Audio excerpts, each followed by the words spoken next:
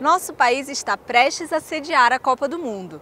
Segundo o imaginário brasileiro, o universo do futebol é o lugar onde as relações raciais são leves e brandas, como se nos campos o negro tivesse um espaço garantido e respeitado. Mas há estudos que já nos mostram o contrário, como o da educadora Luciana Alves. Sua pesquisa é sobre o conceito de branquitude e pode nos ajudar a entender melhor a questão racial relacionada ao esporte favorito dos brasileiros. No futebol, é uma das poucas áreas no Brasil em que a gente ainda considera uma espécie de genialidade para o negro, né? Então, o menino negro é aquele que a gente olha e imagina, em certa medida, que ele possa ser um craque do futebol.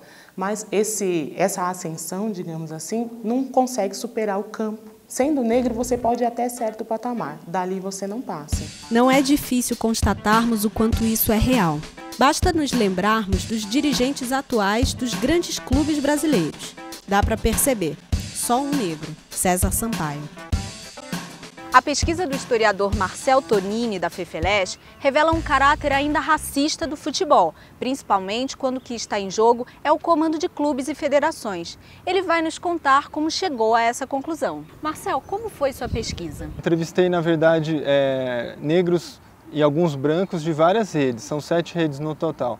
Jogadores, treinadores, árbitros, dirigentes, torcedores, jornalistas e intelectuais. Dentre todas essas narrativas, né, que eu acabei coletando, a gente pôde perceber que em todos esses setores, né, houve casos de racismo. Dos treinadores, por exemplo, eles falaram que a negritude foi colocada como uma barreira para que eles conseguissem empregos em grandes clubes, né, e isso desmistifica que o futebol é um espaço racialmente democrático e que também o futebol seria uma área mole, digamos assim, das relações raciais no Brasil. Eu, quando comecei minha carreira no futebol, eu acho que no início da carreira já senti um pouco essa do preconceito racial. Porque para eu chegar na primeira divisão, demoraram-se 9 anos, né? Muitos amigos meus já estavam bandeirando e apitando primeira divisão, eu ainda estava bandeirando terceira divisão. Os 2 ou 3 negros que estavam lá também já desistiram porque achavam que não ia conseguir chegar. E eu insisti, e daí para frente então eu comecei a apitar jogos ainda das categorias inferiores, né? Mas daí de 85 para frente ainda demorou 3 anos para que eu chegasse na primeira divisão. Em nosso dia a dia de internauta, é fácil constatar que ainda somos uma sociedade racista. Para provar isso, basta observar comentários no Twitter sobre algum jogo de futebol. Não é raro nos depararmos com um apelido como esses.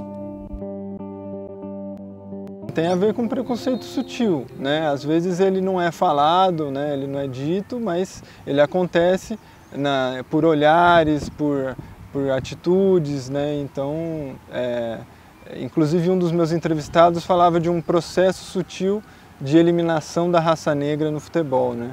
O fato da gente ser um país mestiço, né, da gente não poder dizer que existem brancos puros, se é que isso existiu em alguma medida na história da humanidade, ou não existam negros ou africanos puros, né, deu muita base para a ideia de que no Brasil não existia racismo. Esse discurso escondeu uma realidade, né, que pessoas de pele mais clara no Brasil discriminam, sim, outras pessoas e constroem, em alguma medida, ao longo da sua trajetória de vida, uma noção de superioridade. Em 88, houve uma grande mudança na arbitragem em São Paulo, né? Muitos árbitros foram afastados por corrupção. Foram afastados muitos árbitros e isso, na verdade, é que deu a chance de eu conseguir chegar. E comigo chegaram mais alguns negros também, né? Uns 3 ou 4, né? Todos os outros amigos árbitros falavam, pô, aí ele tá apitando, eu também acho que eu vou pintar, vou me pintar de negro para poder ser escalado. Quer dizer, então isso era uma brincadeira racista no meu modo de ver, né? Eles iam se pintar para poder ser escalado. Mas a gente era escalado porque nós tínhamos condições de ser escalado, né? Segundo Luciana, o problema do racismo deve ser resolvido efetivamente com muito debate, discussão e principalmente através do ensino nas escolas. E isso é para além da época da Copa.